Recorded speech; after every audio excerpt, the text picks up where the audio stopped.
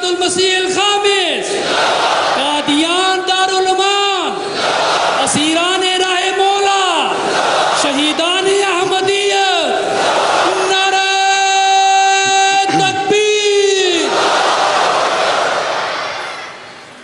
اشہد ان لا الہ الا اللہ وحدہ لا شریک لہ واشہد ان محمدا عبدہ ورسولہ۔ اما بعد فاعوذ باللہ من الشیطان الرجیم۔ بسم اللہ الرحمن الرحیم۔ الحمد للہ رب العالمین، الرحمن الرحیم، مالک یوم الدین۔ ایاک نعبد وایاک نستعین۔ اہدنا الصراط المستقیم، صراط الذین انعمت علیہم غیر المغضوب علیہم ولا الضالین۔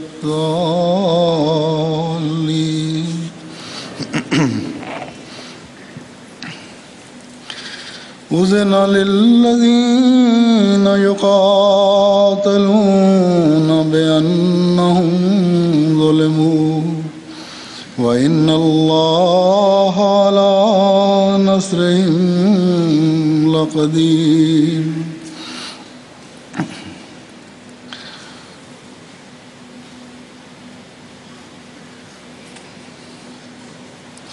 ان لوگوں کو جن کے خلاف قتال کیا جا رہا ہے، قتال کی اجازت دی جاتی ہے کیونکہ ان پر ظلم کیے گئے، اور یقیناً اللہ ان کی مدد پر پوری قدرت رکھتا ہے۔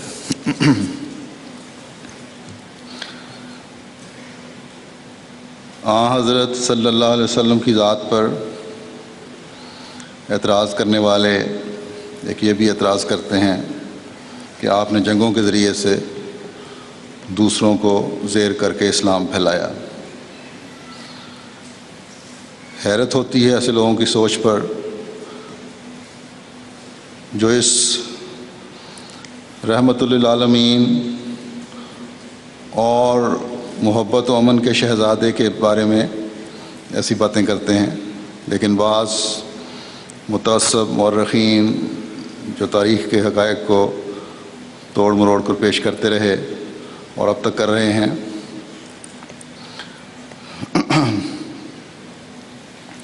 انہوں نے بھی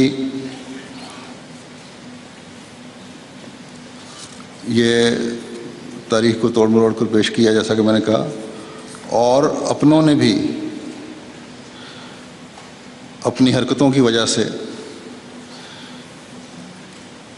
اس رحمت للعالمین کے بارے میں غلط سوچ پیدا کرنے کی کوشش کی۔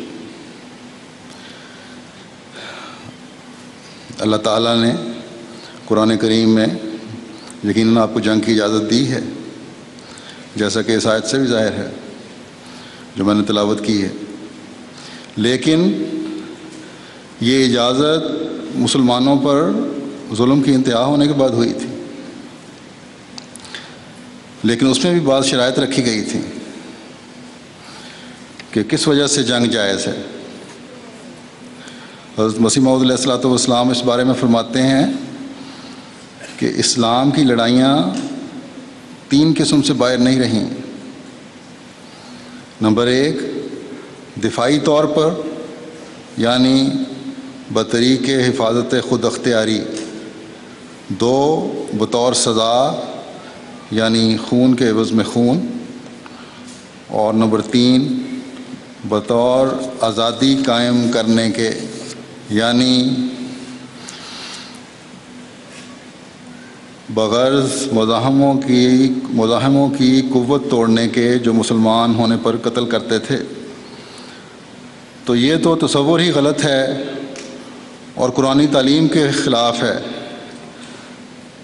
کہ آپ صلی اللہ علیہ وسلم نے جنگوں کے ذریعے سے اپنی قوت قائم کرنے کی کوشش کی، اپنی طاقت قائم کرنے کی کوشش کی۔ قرآن کریم تو واضح طور پر فرماتا ہے کہ لا اکراہ فی الدین، یعنی دین میں داخل کرنے کے لیے جبر جائز نہیں۔ اس لیے سوال ہی نہیں پیدا ہوتا کہ یہ جو شرائط حضرت مسیح موعود علیہ الصلوۃ نے بیان فرمائی ہیں ان سے باہر نکل کر اسلامی جنگیں کی گئی ہوں۔ اگر کسی کو مارا جا رہا ہو، اس پر ظلم کیا جا رہا ہو، تو اس کو اپنا دفاع کرنے کا تو اختیار ہے، یا اس کو صرف یہ کہا جائے کہ نہیں تم مار کھائے جاؤ۔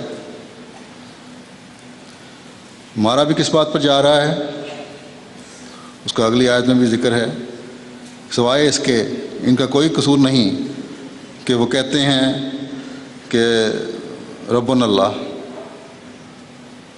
کہ اللہ ہمارا رب۔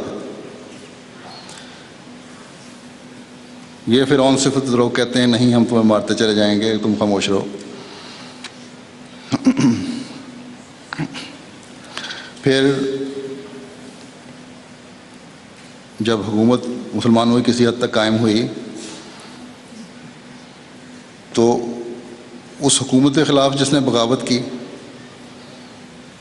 اس کو سزا دینے کے لیے اس زمانے کے رواج کے مطابق، وہاں کے قانون و قاعدہ کے مطابق ان کو طاقت سے دبایا گیا، ایسے باغیوں کو۔ اس خون کا بدلہ لیا گیا جو دوسروں نے مسلمانوں کا ناجائز طور پر بہایا تھا۔ جو مسلمانوں پر ظلم کرتے تھے، اپنے عہدوں کی پابندی نہیں کرتے تھے،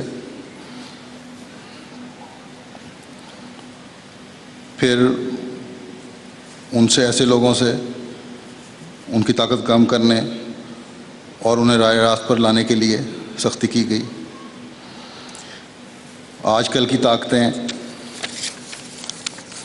تو زبردستی دوسرے کے ملک میں گھس کر کہتی ہیں کہ نہیں تم اپنے شہریوں کے حق ادا نہیں کر رہے، اس لیے ہمیں حق ہے کہ تمہارے ساتھ جو مرضی سلوک کریں، اور نہ صرف تمہارے ساتھ بلکہ ان تمام شہریوں کے ساتھ بھی جو ہمارا جی چاہے سلوک کریں، جو اپنے ملک میں ہمارا گھسنا پسند نہیں کرتے، ہمارا زبردستی آنا پسند نہیں کرتے۔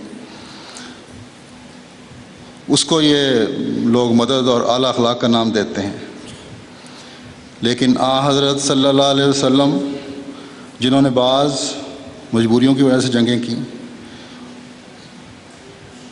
ان کو یہ ظلم کا نام دیتے ہیں۔ حالانکہ ان جنگوں میں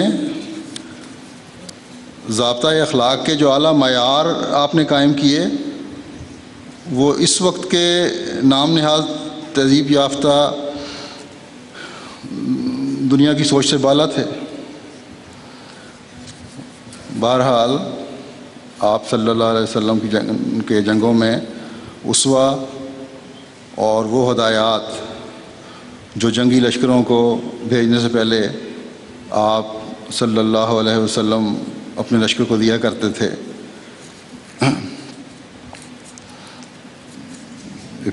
اس زمانے کے ابتدائی زمانے کی ان کا میں کچھ ذکر کرتا ہوں۔ لیکن ان حالات کو سمجھنے کے لیے وہ جنگیں کس طرح ہوئیں، مختصراً اسلام کے جو مظلومیت کا زمانہ تھا، ابتدائی زمانہ تھا، جب حضرت صلی اللہ علیہ وسلم مکے میں تشریف فرما تھے، اس کا میں نے جیسے کہا مختصر ذکر کرتا ہوں تاکہ قتال کرنے کی اجازت ملنے کہ کچھ مزید وضاحت ہو جائے۔ ہم سب جانتے ہیں کہ اسلام کے ابتدائی زمانے میں مسلمانوں پر کس طرح ظلم ہوتے تھے۔ تپتی ریت پر دھوپ میں لٹا کر اسلام قبول کرنے والے کو کوڑے مارے جاتے تھے۔ تپتی ریت پر لٹا کر سینے کے اوپر بھاری بھرکم گرم پتھر رکھ دیے جاتے تھے۔ عورتوں کی شرمگاہوں میں نیزے مار کر ظالمانہ طریقے سے ان کو قتل کیا جاتا تھا۔ 2 اونٹوں کے ساتھ باندھ کر ان اونٹوں کو مختلف سمتوں میں دوڑا کر جسم چیرے گئے۔ 2.5 سال تک حضرت صلی اللہ علیہ وسلم اور آپ کے ماننے والوں کو ایک گھاٹی میں محصور رکھا گیا اور خوراک اور پانی سے محروم رکھا گیا۔ بچوں پر ظلم کیے گئے۔ ان حالات کی وجہ سے مسلمان انتہائی پریشانی کے عالم میں حضرت صلی اللہ علیہ وسلم کے پاس آتے تھے اور کہتے تھے کہ مرنا تو یوں بھی ہے، ظلم تو اس طرح بھی سہنے ہیں، ہمیں اجازت دیں کہ ہم بھی اس کا جواب دیں۔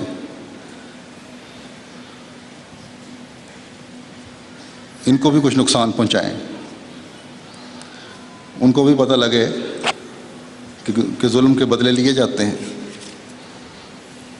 لیکن آپ یہی فرماتے تھے کہ انی امرت بالعفو فلا تقاتلوا، یعنی عفو کا حکم ہے، بس ابھی لڑنے کی اجازت نہیں ہے۔ لیکن اس ظلم کی وجہ سے آپ نے صحابہ کو ہجرت کی اجازت دی، کئی ہجرت کر کے حبشہ چلے گئے۔ آخر اللہ تعالیٰ نے آپ کو بھی اجازت دی کہ اب ان کفار کے ظلموں کی انتہا ہو چکی ہے، اس لیے اسلام کی اشاعت اور ان ظلموں سے بچنے کے لیے آپ بھی ہجرت کر جائیں۔ چنانچہ آپ نے بھی ہجرت کی، اور اس ہجرت کا واقعہ بھی ہم جانتے ہیں، کس طرح ہجرت کرنے والی رات کفار جتھا بنا کر آپ صلی اللہ علیہ وسلم کو قتل کرنے کے ارادے سے آئے تھے، دروازے کے باہر کھڑے تھے۔ لیکن اللہ تعالیٰ نے اپنے نبی، پیارے نبی کو معجزانہ رنگ میں ان کے بیچ میں سے بحفاظت نکال لیا، اور جب کفار کو پتہ چلا تو انہوں نے پیچھا کیا، لوگوں کو آپ کو پکڑنے کے لیے لالچ دے کر پیچھے دوڑایا۔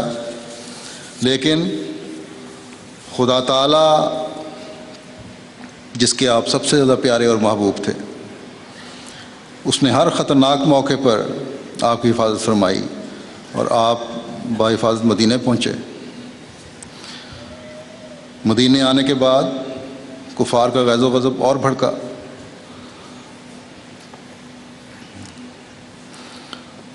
انہوں نے مدینہ کے سردار عبداللہ بن ابی بن سلول کو پیغام بھیجوایا کہ اس سے آپ صلی اللہ علیہ وسلم سے جنگ کرو یا انہیں اپنے شہر سے نکال دو، ورنہ ہم مدینہ پر حملہ کریں گے اور آپ صلی اللہ علیہ وسلم کے ساتھ تم مدینہ والوں کو بھی قتل کر دیں گے اور تمہاری عورتوں کو اپنے لیے جائز کر لیں گے۔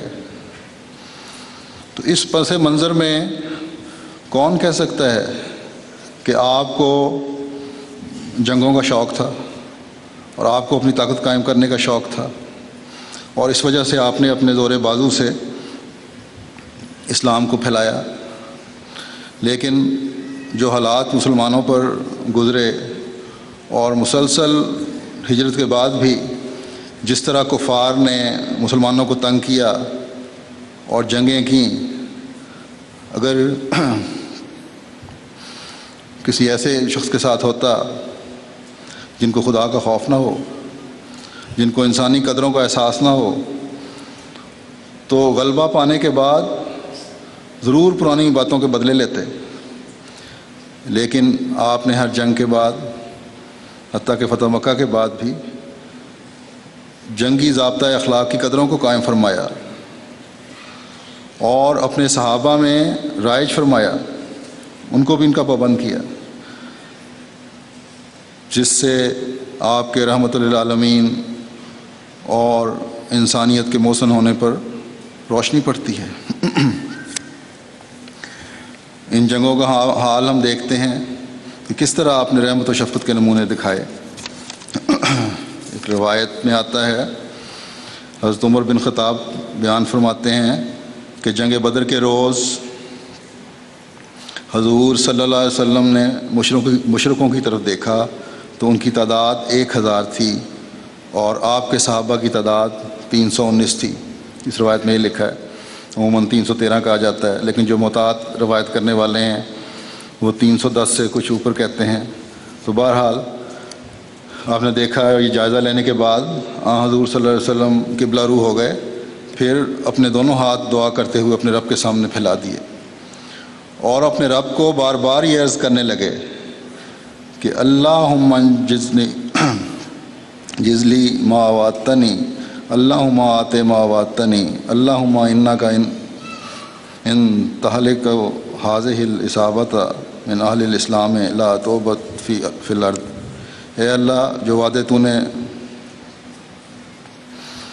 میرے ساتھ کیے ہیں ان کو پورا کر دکھا۔ اے اللہ، جو تو نے مجھے دینے کا وعدہ کیا ہے وہ مجھے عطا کر دے۔ اے اللہ، اگر آج تو نے ان مٹھی بھر گروہوں کو ہلاک کر دیا تو زمین پر تیری عبادت کرنے والا کوئی نہ بچے گا۔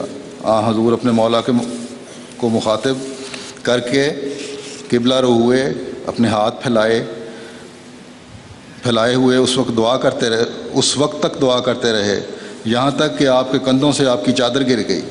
چنانچہ حضرت ابوبکر رضی اللہ تعالیٰ عنہ حضور صلی اللہ علیہ وسلم کے پاس آئے، آپ کی چادر آپ کے کندھوں پر ڈالی اور آپ کے ساتھ چمٹ گئے اور عرض کی کہ یا رسول اللہ، آپ کی اپنے رب کے حضور دعائیں کافی ہو چکی، وہ ضرور آپ سے کیے گئے وعدوں کو پورا فرمائے گا۔ اس پر اللہ عز و جل نے آیت اذ تستغیثون ربکم فاستجاب لکم انی ممدکم بألف من الملائکۃ مردفین، یعنی یاد کرو جب تم اپنے رب سے فریاد کر رہے تھے تو اس نے تمہاری التجا کو قبول کر لیا، اس وعدہ کے ساتھ کہ میں ضرور 1000 قطار در قطار فرشتوں سے تمہاری مدد کروں گا نازل فرمائی۔ چنانچہ اللہ تعالیٰ نے عملاً حضور صلی اللہ علیہ وسلم کی مدد فرشتوں سے کی۔ حضرت ابن عباس رضی اللہ عنہما فرماتے ہیں کہ اس وقت ایک مسلمان کسی مشرک کی مشقیں کس رہا تھا اور اسے اپنے اوپر کی طرف سے ایک کوڑے کے چلنے کی آواز آتی تھی، ساتھ ہی کسی گھڑ سوار کی آواز بھی اپنے اوپر سے اسے سنائی دیتی تھی جو یہ کہتا تھا کہ جلدی آگے بڑھو۔ چنانچہ وہ اپنے سامنے والے مشرک کو دیکھتا تو منہ کے بل گر جاتا، پھر وہ اس کی طرف دیکھتا تو اس کی ناک پھٹی ہوتی اور اس کا چہرہ ایسا پھاڑا گیا ہوتا جس طرح کوڑے کے لگنے سے چہرہ پھٹ جاتا ہے۔ یہ مناظر دیکھ کر ایک انصاری رسول اللہ صلی اللہ علیہ وسلم کے پاس آیا اور جو کچھ اس نے دیکھا تھا آپ کی خدمت میں عرض کر دیا۔ آپ نے 3 مرتبہ ارشاد فرمایا کہ تم سچ کہتے ہو، یہ سب کچھ آسمانی مدد کی وجہ سے ہوا۔ اس دن مسلمانوں نے 70 دشمنان اسلام کو قتل کیا اور 70 کو قید کیا۔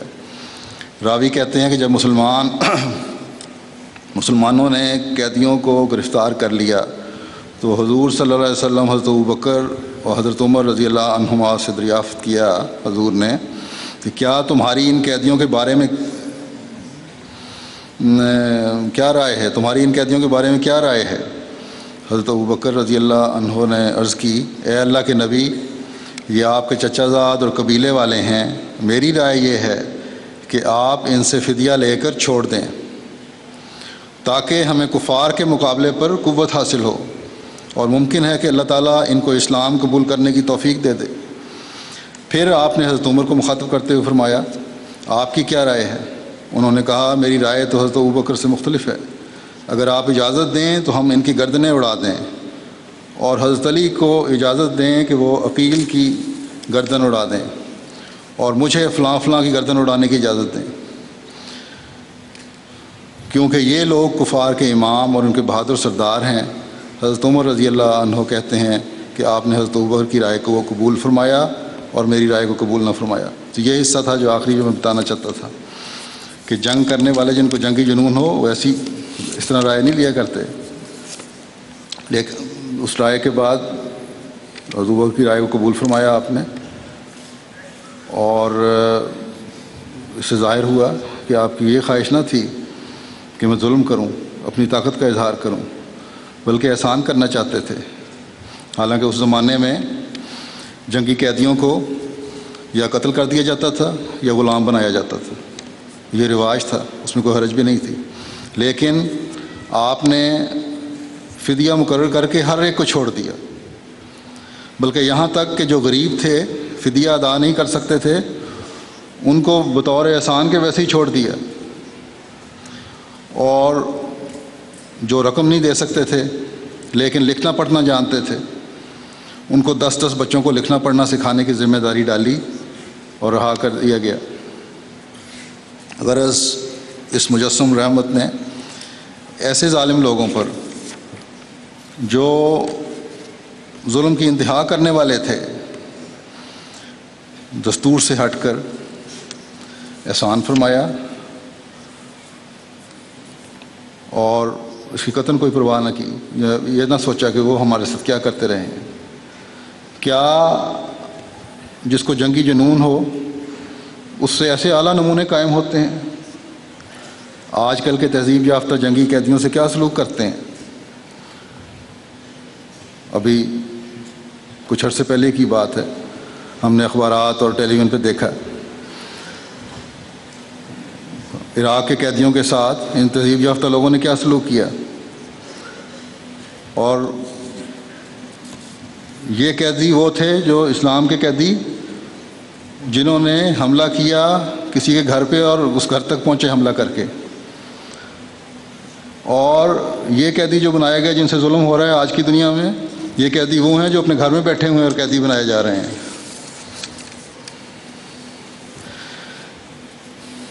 آپ صلی اللہ علیہ وسلم ہمیشہ تلقین فرمایا کرتے تھے کہ جنگ کی خواہش نہ کرو، لیکن اگر دشمن تم پر جنگ ٹھونس دے تو پھر یاد رکھو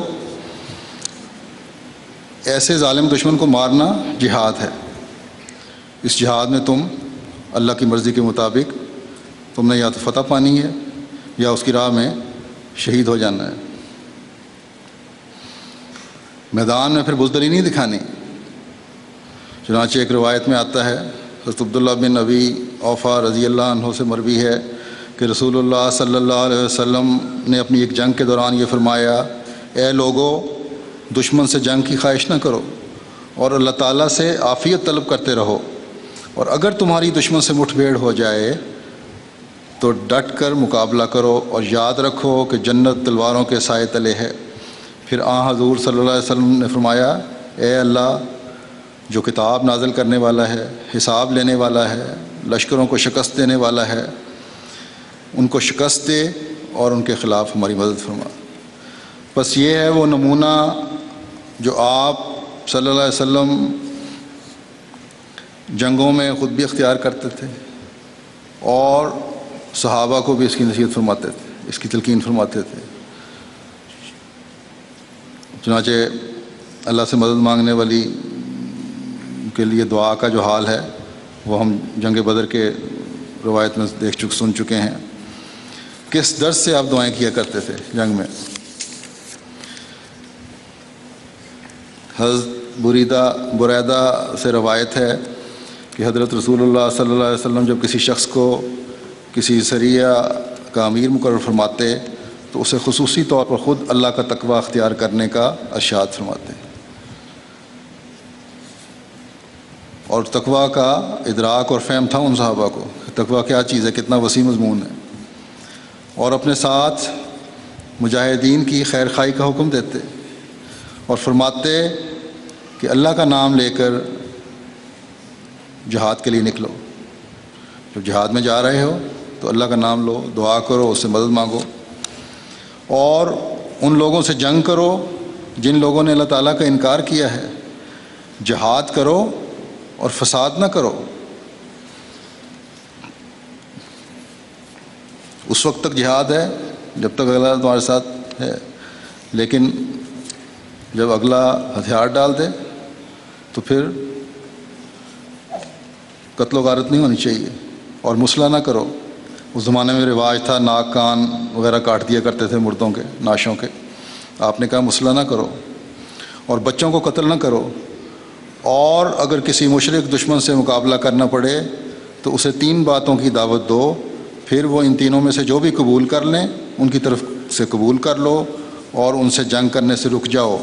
وہ 3 باتیں یہ ہیں، ان کو دعوت اسلام دو، اگر وہ اسلام قبول کر لیں تو ان کا اسلام قبول کر لو اور ان کے خلاف اپنے ہاتھ کو روک لو۔ نمبر 2، ان کو اپنے گھروں سے مہاجرین کے گھروں کی طرف منتقل ہونے کا کہو اور انہیں بتا دو کہ اگر انہوں نے ایسا کیا تو ان کو وہی حقوق حاصل ہوں گے جو مہاجرین کو حاصل ہیں، اور ان کی وہی ذمہ داریاں ہوں گی جو مہاجرین کی ہیں، اور اگر وہ اس بات کو قبول کرنے سے انکار کر دیں تو ان کو بتا دو کہ ان کا مقام بدوی مسلمانوں کا سا ہوگا، اور ان پر اللہ تعالیٰ کا وہ حکم وارد ہوگا جو مومنوں پر وارد ہوتا ہے، اور اس صورت میں ہجرت نہ کرنے کی صورت میں ان کو مال غنیمت میں سے کوئی حصہ نہیں ملے گا۔ تو ایسے حالات تھے جب ہر طرف سے مسلمانوں کو ختم کرنے کی کوشش ہو رہی تھی۔ افرادی قوت اس وقت جنگ میں جتنے زیادہ آدمی ہوں اتنی زیادہ مضبوطی پیدا ہوتی تھی، افرادی قوت کی ضرورت تھی۔ لیکن ان حالات میں بھی جب پہلی دعوت یہ دی کہ اسلام قبول کرو، اور اس کے بعد یہ کہ اب ہجرت کرو اور مدینہ کی طرف آ جاؤ، وہاں اسلام کے دفاع کے لیے شامل ہو جاؤ، لیکن مجبور نہیں کیا اس وقت بھی کہ ضرور تم نے شامل ہونا ہے۔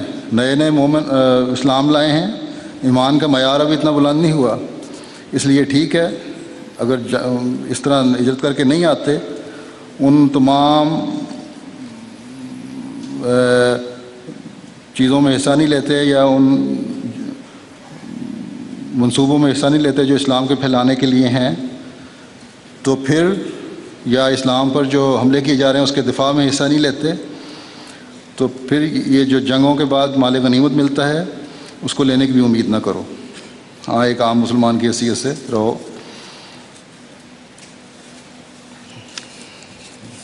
اور تیسری شرط یہ بتائی کہ پس اگر اسلام آنے سے انکار کر دیں تو انہیں کہو کہ جزیہ دینا منظور کر لیں۔ پس اگر وہ جزیہ دینا منظور کر لیں تو ان سے جزیہ لینا قبول کر لو اور ان پر حملہ آور ہونے سے رکے رہو، اور اگر وہ جزیہ دینے سے انکار کر دیں تو ان کے خلاف اللہ کی مدد طلب کر اور ان سے جنگ کر۔ یعنی اگر مسلمان ہونے پر رضامند نہیں تو نہ ہوں، لیکن ایک غیر مسلم شہری کی حیثیت سے،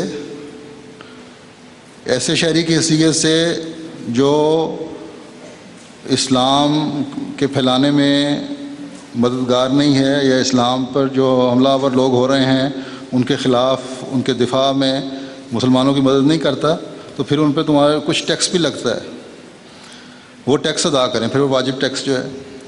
اگر پھر یہ ٹیکس دینے سے بھی انکاری ہو جائیں، اگر تو ٹیکس دیتے ہیں تو ٹھیک ہے، وہ ایک غیر مسلم شہری کی حیثیت سے رہیں، ان کو حقوق حاصل ہیں، لیکن اگر نہیں ادا کرتے تو پھر قانون نافذ کرنے کے لیے، ان کو قانون کا پابند کرنے کے لیے ان سے لڑو، کیونکہ وہ ملکی قانون سے روگردانی کر رہے ہیں۔ اور اس بات کو کوئی عقل والا نہیں کہہ سکتا کہ جو قانون کی برتری نہیں مانتا اس کو کچھ نہ کہا جائے، جو قانون کے خلاف چلتا ہے اس کو کچھ نہ کہا جائے۔ پھر حضرت انس بن مالک روایت کرتے ہیں کہ حضور صلی اللہ علیہ وسلم نے فرمایا، اللہ کا نام لے کر اللہ پر بھروسہ کرتے ہوئے اور رسول اللہ کی امت پر قائم ہوتے ہوئے نکلو، اور بوڑھے لوگوں، چھوٹے بچوں اور عورتوں کو قتل نہ کرو، اور دھوکہ دہی نہ کرو، اور اپنے اموال غنیمت اکٹھے کرو، صلح جوئی سے رہو، اور ایک دوسرے سے احسان کا معاملہ کرو، یقیناً اللہ تعالیٰ احسان کرنے والے لوگوں کو پسند کرتا ہے۔ تو یہ ہے اسلامی جہاد کی اہمیت کہ اندھا دھند ظالمانہ طریق پر لوگوں کا خون بہاتے نہیں چلے جانا۔ تم بربریت پھیلانے نہیں آئے، بلکہ جیسا کہ پہلے حدیث میں ہے، ذکر آ چکا ہے کہ تمہارا مقصد امن قائم کرنا ہے اور جو اس قابل ہی نہیں کہ کسی قسم کا فساد کر سکے یا اس میں حصہ لے سکے. گو کہ بعض دفعہ بعض بوڑھے اور عورتیں بھی ایسا بھڑکاتے ہیں یا ایسا حصہ لیتے ہیں فساد میں، جذبات کو آگ لگا دیتے ہیں، لڑائی پر آمادہ کر دیتے ہیں، اور اس زمانے میں تو یہ بہت تھا. ان کو تو علیحدہ قانون کے تحت جو سزا ملنی ہے قابو کرنے کے بعد وہ ہے، لیکن اگر اس کے بعد بھی وہ کرتے رہتے ہیں، اگر جنگ ایک دفعہ ہو گئی اور ختم ہو گئی اور پھر وہ رک گئے تو پھر کچھ نہیں کہنا، لیکن پھر بھی اگر کر رہے ہیں تو پھر ایک اور قانون کے تحت سزا ملے گی ان کو. لیکن جنگ کے دوران بھی اور اس کے بعد بھی بدلے لینے کے لیے عموماً پبلک میں نہ تو بوڑھے کو کچھ کہنا ہے، نہ بچوں کو کچھ کہنا ہے، نہ عورتوں کو کچھ کہنا ہے، اور نہ ہی کسی سے دھوکہ کرنا ہے. آج جنگوں میں دیکھیں کس طرح معصوموں کی جانیں لی جاتی ہیں. عراق میں ہی ہزاروں بوڑھے مارے گئے، ہزاروں عورتوں کو ان کے بچوں سے محروم کر دیا گیا، ہزاروں بچوں سے ان کی مائیں چھین لی گئیں. ایسے خطرناک ہتھیار استعمال کیے گئے ہیں جن کو استعمال کرتا ہوا دیکھ کر انسانیت کو شرم آتی ہے، اگر انسانیت کی رمق ہو کسی میں تو. عورتوں کو بچوں سے محروم کرنے اور بچوں کو عورتوں سے محروم کرنے والوں سے آپ صلی اللہ علیہ وسلم نے بڑی ناراضگی کا اظہار فرمایا ہے. ایک روایت میں آتا ہے کہ حضرت عبداللہ بن مسعود رضی اللہ عنہ روایت کرتے ہیں، حضور صلی اللہ علیہ وسلم غزوات میں سے ایک غزوہ میں ایک عورت مقتولہ پائی گئی. اس پر آپ نے عورتوں اور بچوں کو قتل کرنا ناپسند فرمایا. اب وہ لوگ بھی غور کریں جو آپ کی طرف منسوب ہونے کا دعویٰ کرتے ہیں اور وہ بھی جو آپ پر اعتراض کرتے ہیں. دونوں طرف سے ہی برابر بعض دفعہ ہو جاتی ہیں باتیں.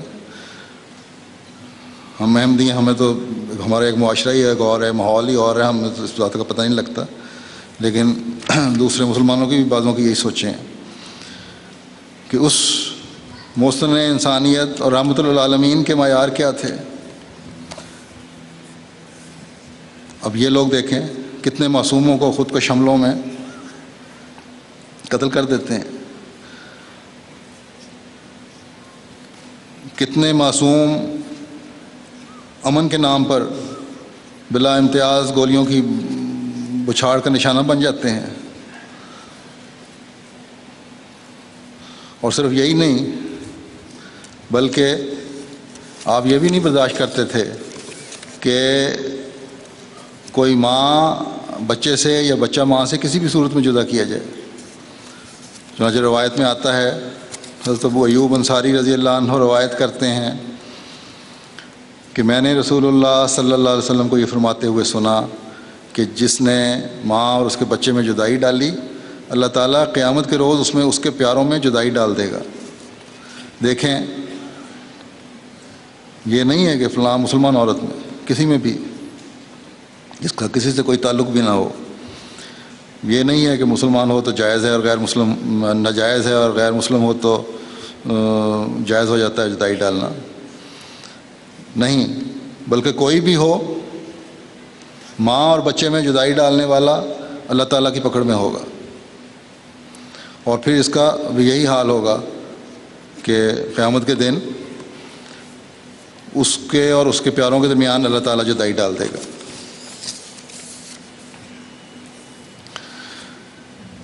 حضرت صلی اللہ علیہ وسلم کی تربیت کا اثر تھا کہ جہاد کے لیے لشکروں کو روانہ کرتے ہوئے یہ تعلیم تھی جو اسلام کی، اس کا اثر تھا.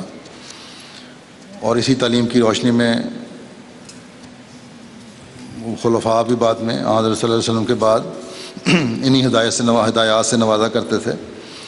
چنانچہ ایک روایت میں آتا ہے کہ یحییٰ بن سعید روایت کرتے ہیں، حضرت ابوبکر صدیق رضی اللہ تعالیٰ عنہ نے شام کی طرف جانے کے لیے ایک لشکر ترتیب دیا.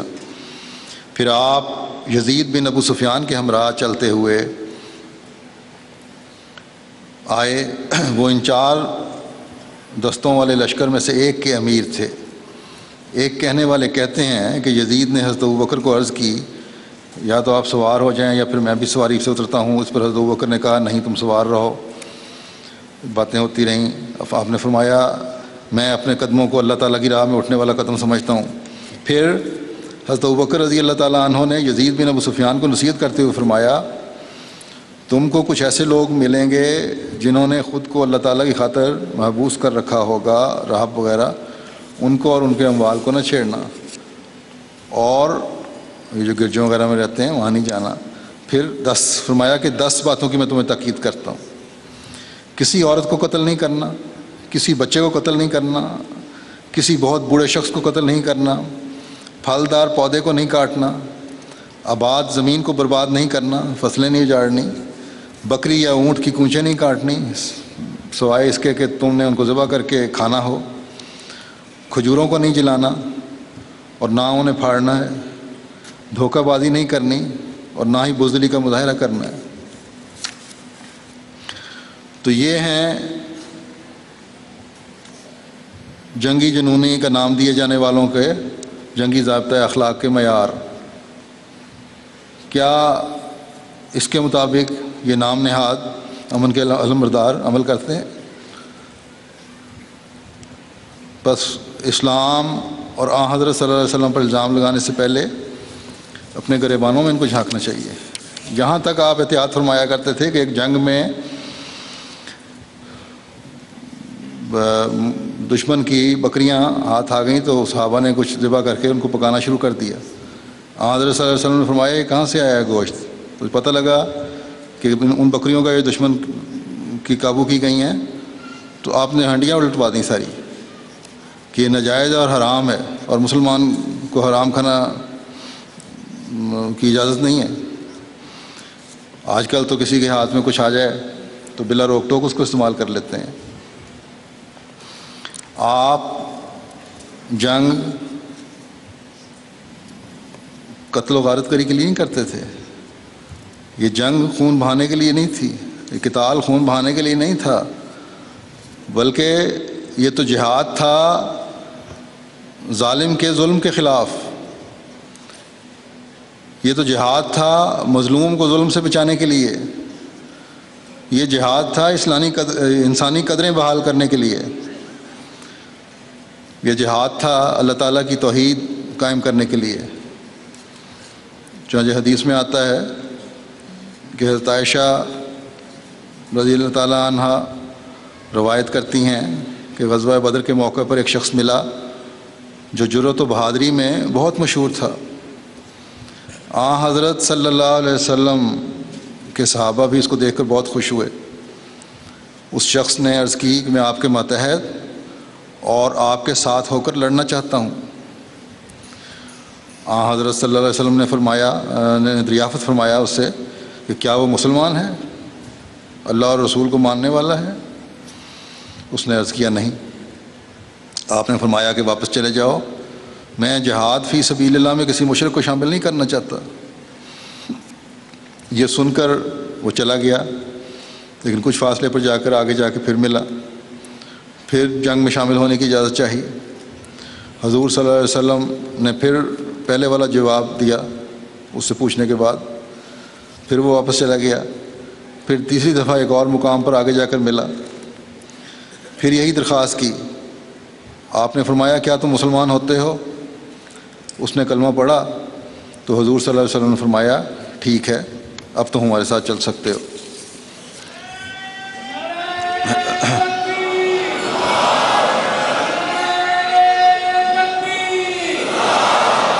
اسلام احمدیت, حضرت محمد مصطفیٰ, حضرت خاتم الانبیاء.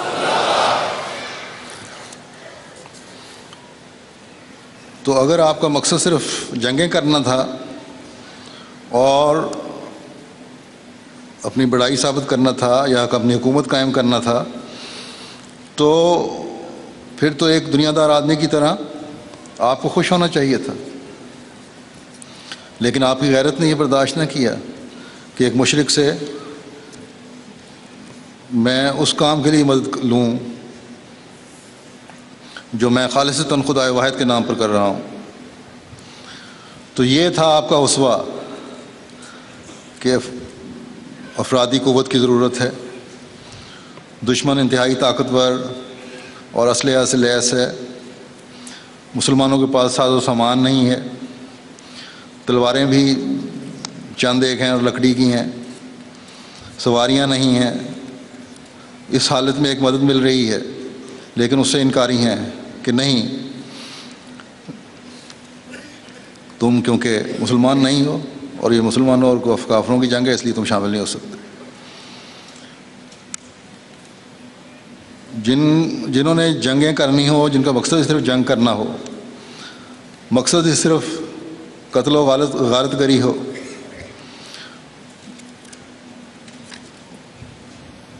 وہ اس طرح آسانی سے ملنے والی جو کمک ہو اس کا انکار کر سکتے ہیں.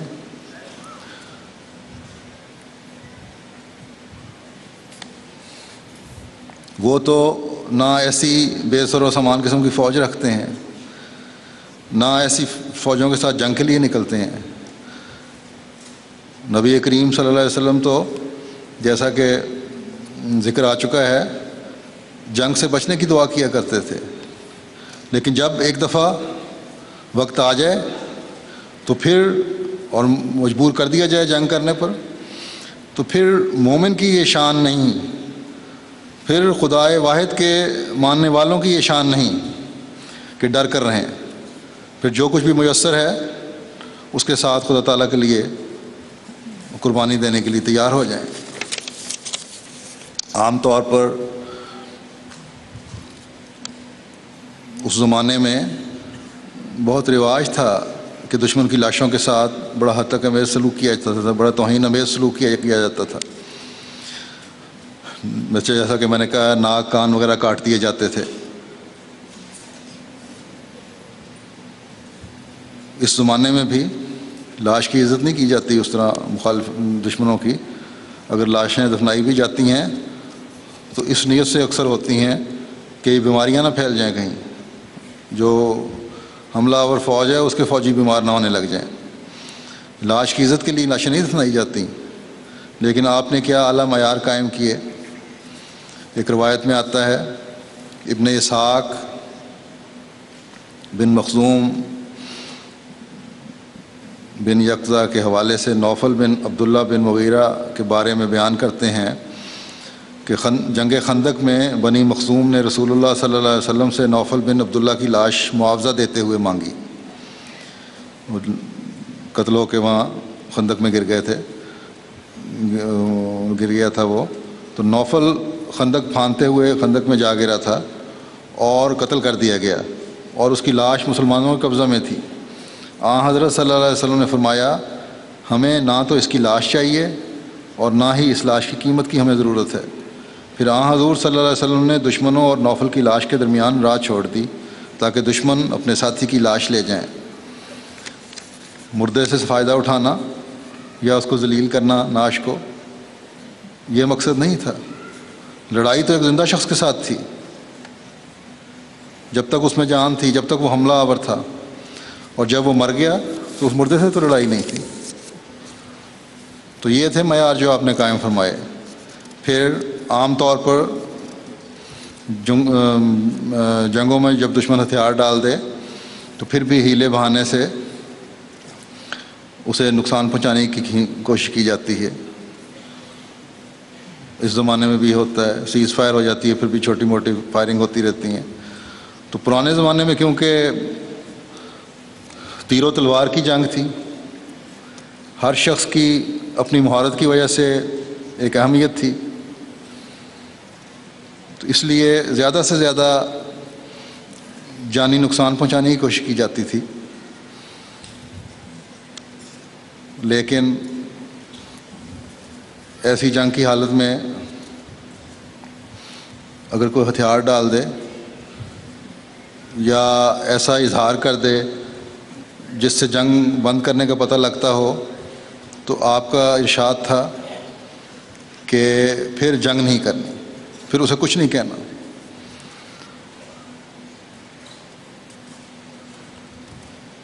ایک روایت میں آتا ہے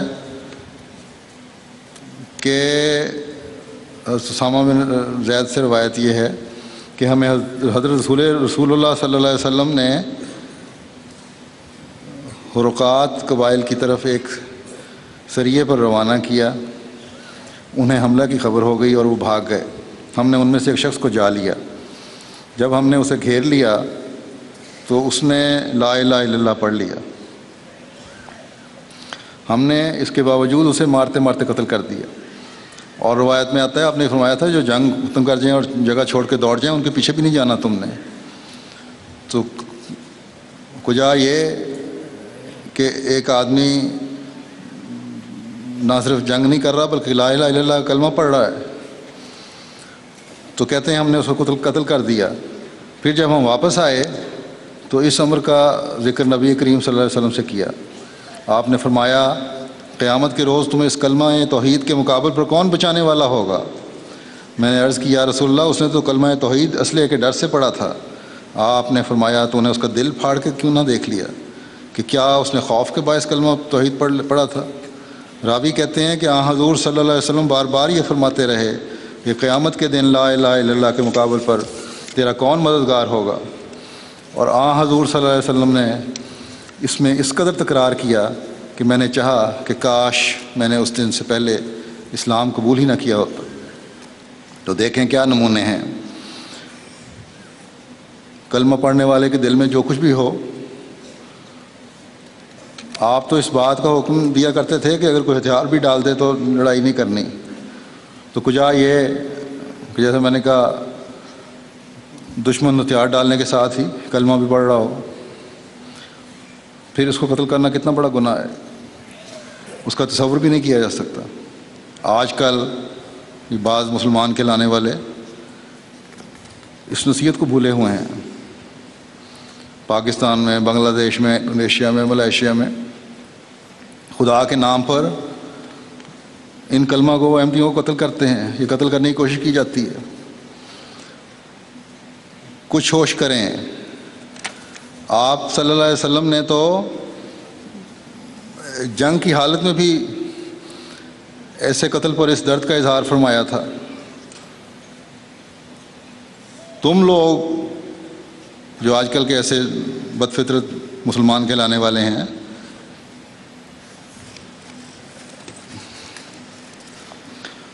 نہتے احمدیوں کو اس نام پہ قتل کرتے ہو.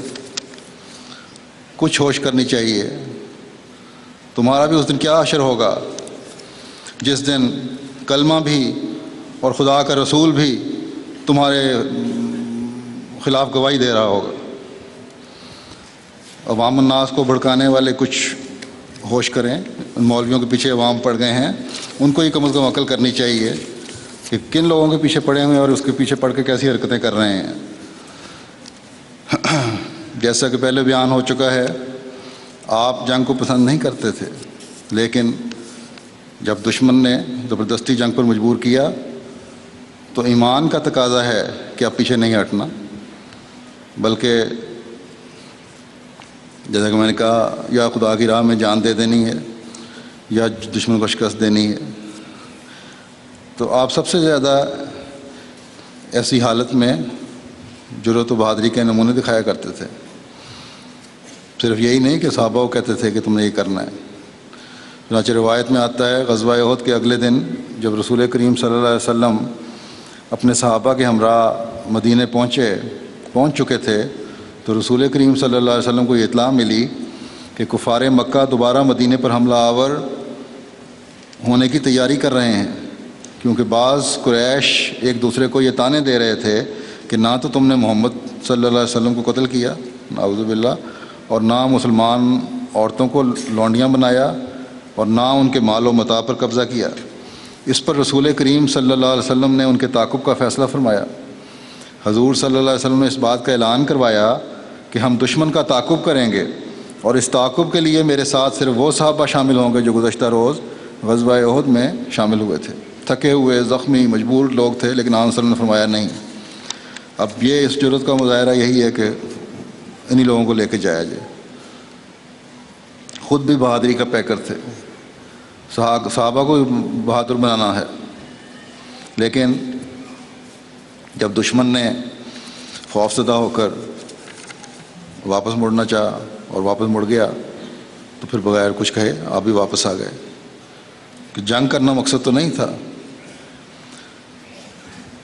اپنے مظلوموں، عورتوں اور بچوں کی عزت قائم کرنا مقصد تھا کہ کہیں وہ حملہ آور نہ ہو. تو اس لیے ان کو مڑتا دیکھ کر آپ فوری طور پر آپ واپس مڑ آئے. آپ اللہ تعالیٰ کے اس حکم کو ہمیشہ مد نظر رکھتے تھے. کیا خوبصورت تعلیم ہے یہ، اور آپ نے خود اپنے اوپر اترنے والی تعلیم پر سب سے زیادہ عمل کرنے والے تھے. اللہ تعالیٰ فرماتا ہے وَقَاتِلُوا فِي سَبِيلِ اللَّهِ الَّذِينَ يُقَاتِلُونَكُمْ وَلَا تَعْتَدُوا إِنَّ اللَّهَ لَا يُحِبُّ الْمُعْتَدِينَ. کہ اور اللہ کی راہ میں ان سے قتال کرو جو تم سے قتال کرتے ہیں، اور زیادتی نہ کرو، لیکن اللہ زیادتی کرنے والوں کو پسند نہیں کرتا. بس دشمن سے بدلہ بھی اتنا ہی لینا ہے، اور اس وقت تک لینا ہے جب تک دشمن اپنی دشمنی پر قائم ہے. اب اس تعلیم کی روشنی میں کون کہہ سکتا ہے کہ آپ نے کسی پر زیادتی کی ہوگی؟ کبھی آپ کی زندگی میں بھی آپ پر یہ اعتراض نہیں اٹھا کہ آپ کی تعلیم کیا کہتی ہے اور آپ کے عمل کیا ہیں؟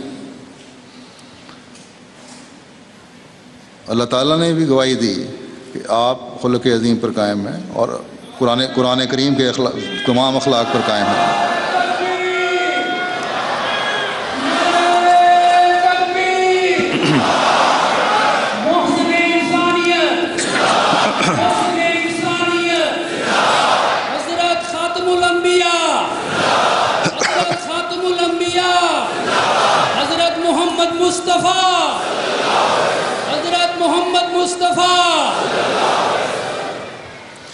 اگر آپ کا مقصد جنگ کرنا ہوتا تو صلح حدیبیہ کے موقع پر آپ صلح کرنے کے بجائے جنگ کر سکتے تھے، کفار کی کڑی شرطیں ماننے سے انکار کر سکتے تھے. آپ تو صحابہ سے عہد بیعت لے چکے تھے کہ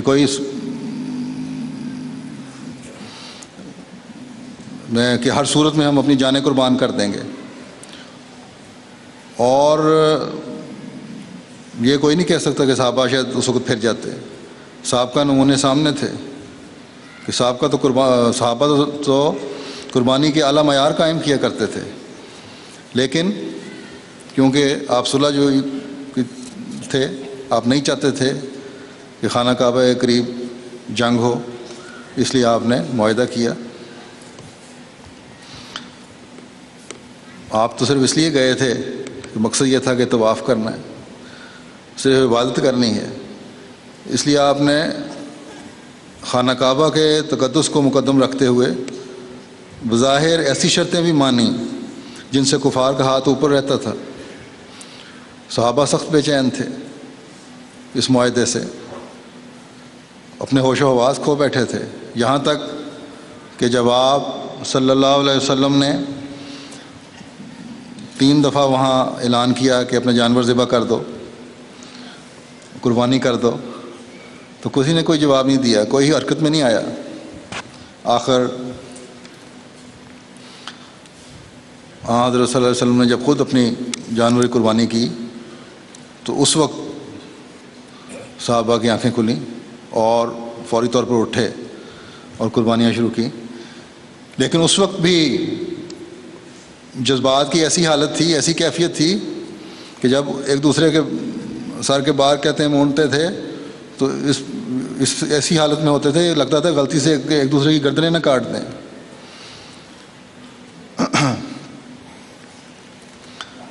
آپ صلی اللہ علیہ وسلم نے لیکن اس حالت میں بھی صحابہ کی ایسی کیفیت کو دیکھ کر بھی یہی کہا کہ صبر کرو اور واپس چلو، اگلے سال بھی ہو سکتا ہے معاہدے کی روح سے. اور اللہ کی رضا کی خاطر یہ معاہدہ کیا، اور پھر اللہ تعالیٰ نے بھی جلد ہی پھل بھی عطا فرما دیا اور فتح مکہ کے سامان پیدا فرمائے، اور پھر آپ یہاں فاتح کی حیثیت سے داخل ہوئے. حضرت مسیح موعود علیہ الصلوۃ والسلام اس بارے میں فرماتے ہیں کہ ہمارے نبی کریم صلی اللہ علیہ وسلم کو دیکھو کہ جب مکے والوں نے آپ کو نکالا اور 13 برس تک ہر قسم کی تکلیفیں آپ کو پہنچاتے رہے، آپ کے صحابہ کو سخت تکلیفیں دیں جن کے تصور سے بھی دل کانپ جاتا ہے. اس وقت جیسے صبر اور برداشت سے آپ نے کام لیا وہ ظاہر بات ہے، لیکن جب خدا تعالیٰ کے حکم سے آپ نے ہجرت کی اور پھر فتح مکہ کا موقع ملا تو اس وقت ان تکالیف اور مصائب اور سختیوں کا خیال کر کے جو مکہ والوں نے 13 سال تک آپ پر اور آپ کی جماعت پر کی تھیں، آپ کو حق پہنچتا تھا کہ قتل عام کر کے مکے والوں کو تباہ کر دیتے، اور اس قتل میں کوئی مخالف بھی آپ پر اعتراض نہیں کر سکتا تھا کیونکہ ان تکالیف کے لیے وہ واجب القتل ہو چکے تھے۔ اس لیے اگر آپ میں قوت غضبی ہوتی تو وہ بڑا عجیب موقع انتقام کا تھا کہ وہ سب گرفتار ہو چکے تھے، مگر آپ نے کیا کیا؟ آپ نے ان سب کو چھوڑ دیا اور کہا لا تثریب علیکم اليوم۔ یہ چھوٹی سی بات نہیں ہے، مکہ کی مصائب اور تکالیف کے نظارے کو دیکھو کہ قوت و طاقت کے ہوتے ہوئے کس طرح پر اپنے جانستاں دشمنوں کو معاف کیا جاتا ہے۔ یہ ہے نمونہ آپ کے اخلاق فاضلہ کا جس کی نظیر دنیا میں نہیں پائی جاتی۔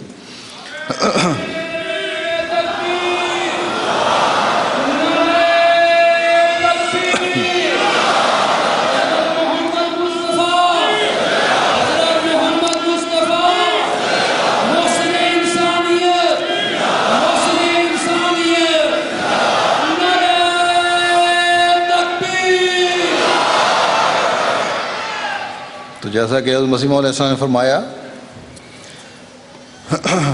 کہ مجبوروں، مظلوموں، عورتوں، بچوں کو قتل کیا گیا تھا، آپ بدلہ لے سکتے تھے، لیکن امن اور رحمت کے اس پیغمبر نے بدلہ لینے کے بجائے وہ ذرائع استعمال کیے یا وہ ذرائع استعمال کرنے کی کوشش کی جن سے ہر ایک کی جان بخشی ہو سکتی تھی کہ فلاں کے گھر چلے جاؤ تو بخشے جاؤ گے، فلاں کے سائے تلے آ جاؤ تو بخشے جاؤ گے، فلاں جگہ چلے جاؤ تو بخشے جاؤ گے، یعنی کہ بخشش کے سامان مہیا فرما رہے تھے اس وقت بجائے بدلہ لینے کے، کیونکہ جو مقصد آپ حاصل کرنا چاہتے تھے وہ حاصل ہو چکا تھا۔ آپ نے اپنی جان کے دشمنوں اور بے پناہ ایسے دشمن جو انتہائی حد تک پہنچے ہوئے تھے ان کو بھی معاف فرمایا۔ پھر ایک اور جگہ حضرت مسیح علیہ السلام فرماتے ہیں حضرت صلی اللہ علیہ وسلم نے جب مکہ فتح کیا تو آپ نے ان مخالفوں سے جنہوں نے سخت ایذائیں دی ہوئی تھیں اور جو اب واجب القتل ٹھہر چکے تھے پوچھا تمہارا میری نسبت کیا خیال ہے؟ انہوں نے کہا تو کریم ابن کریم ہے۔ تو آپ نے فرمایا اچھا میں نے تم سب کو بخش دیا۔ آپ کے اس رحم و کرم نے ان پر ایسا اثر کیا کہ وہ سب مسلمان ہو گئے۔ پھر فرماتے ہیں دیکھو ہمارے نبی کریم صلی اللہ علیہ وسلم نے جب مکہ فتح کیا تو آپ نے اس طرح اپنا سر جھکایا اور سجدہ کیا جس طرح ان مصائب اور مشکلات کے دنوں میں جھکاتے اور سجدے کرتے تھے۔ جب اسی مکے میں آپ کی ہر طرف سے مخالفت کی جاتی اور دکھ دیا جاتا تھا، جب آپ نے دیکھا کہ میں کس حالت میں یہاں سے گیا تھا اور کس حالت میں اب آیا ہوں تو آپ کا دل خدا کے شکر سے بھر گیا اور آپ نے سجدہ کیا۔ فرمایا رسول اللہ صلی اللہ علیہ وسلم کی اخلاقی طاقت کا کمال اس وقت ذہن میں آ سکتا ہے جب کہ اس زمانے کی حالت پر نگاہ کی جائے۔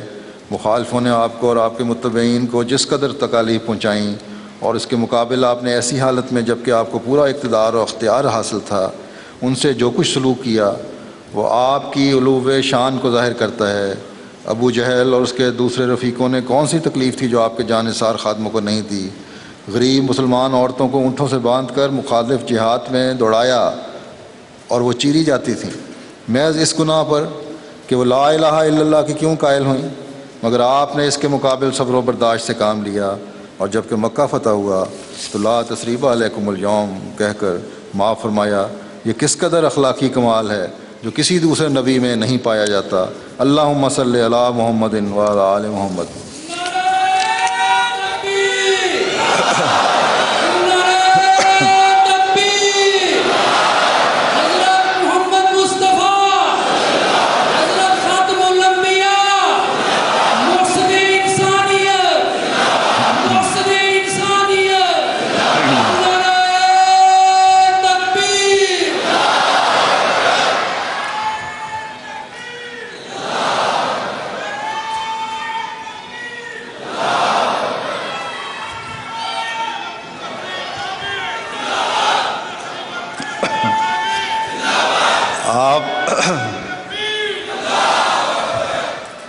آپ صلی اللہ علیہ وسلم نے یہ اسوہ اس لیے قائم فرمایا، جیسا کہ صاحب نے بھی فرمایا ہے، کہ آپ کا مقصد جنگ و جدل نہیں تھا۔ ہر جنگ میں آپ نے جرأت و شجاعت کے اعلیٰ نمونے دکھائے، لیکن جب فتح پائی تو سب کو معاف فرما دیا، دشمن کے ظلم کے بدلے نہیں لیے، بلکہ پھر وہ اعلیٰ خلق قائم کیا جس کا ہم ذکر سن چکے ہیں۔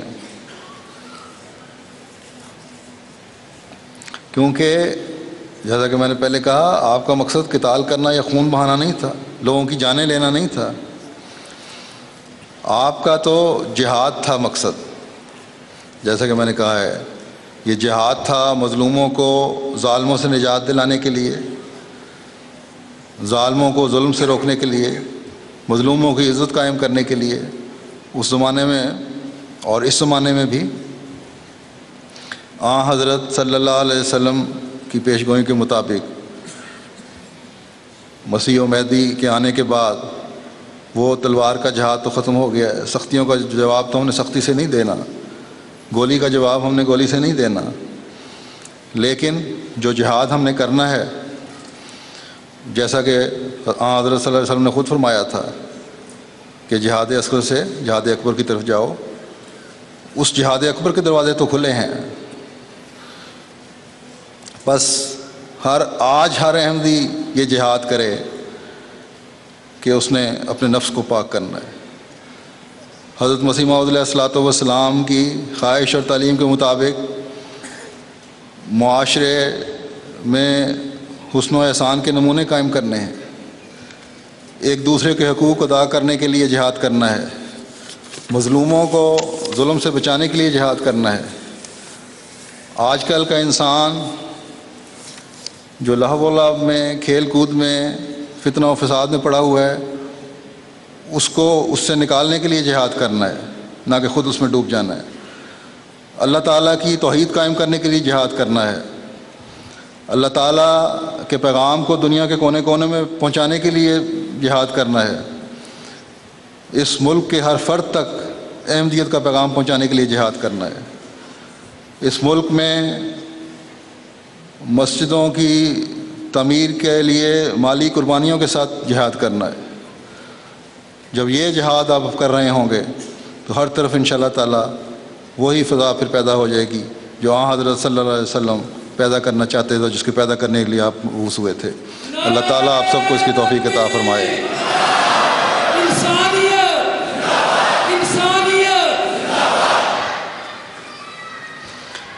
اللہ تعالیٰ آپ سب کو توفیق دے کہ اس جلسے کی برکات سے جو آپ نے حصہ پایا ہے اس کو اپنی زندگیوں کا بھی مستقل حصہ بنا سکیں، اور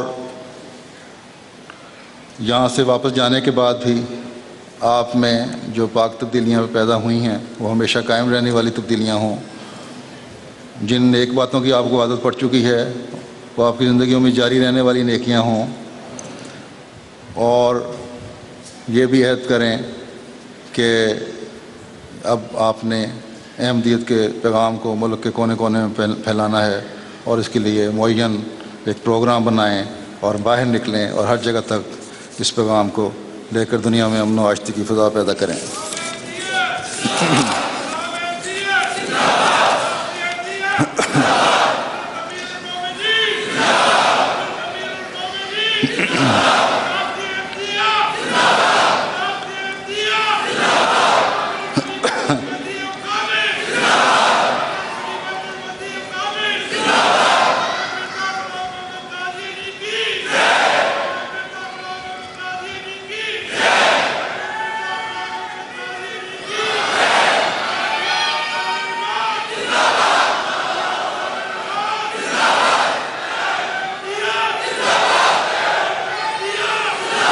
اچھا، آپ سن لیں،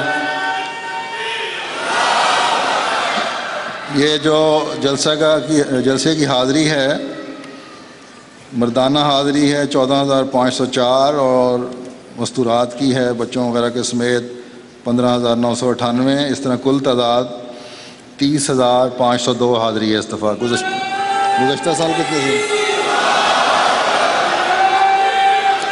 گزشتہ سال کتنے تھے؟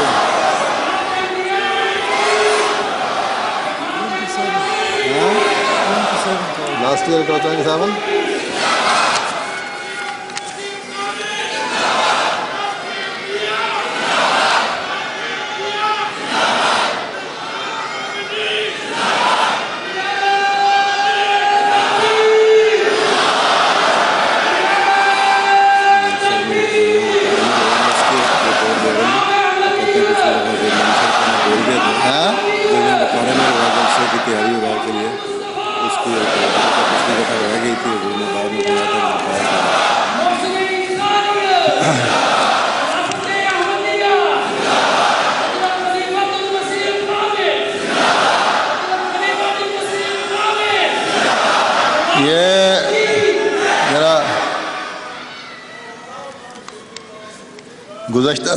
گزشتہ سال یہ حاضری امیر صاحب نے بتایا 27,000 تھی. اس سال 30,500. گزشتہ سال سے 3,500 زیادہ. مجھے یہاں آنے کے بعد یہاں کے بعد سرپھرے آپ کے ہیں نا جو جماعت سے مرتد ہو چکے ہیں, ایک کا خط آیا کہ اب جماعت تو تمہاری ختم ہوتی چلی جا رہی ہے, تم بھی آؤ اور اپنی جماعت کے ساتھ آؤ, میرے ساتھ شامل ہو جاؤ کیونکہ اب جلسے پہ کوئی نہیں آئے گا. تو آج وہ دیکھ لیں 3,500 زیادہ کی حاضری ہو گئی ہے.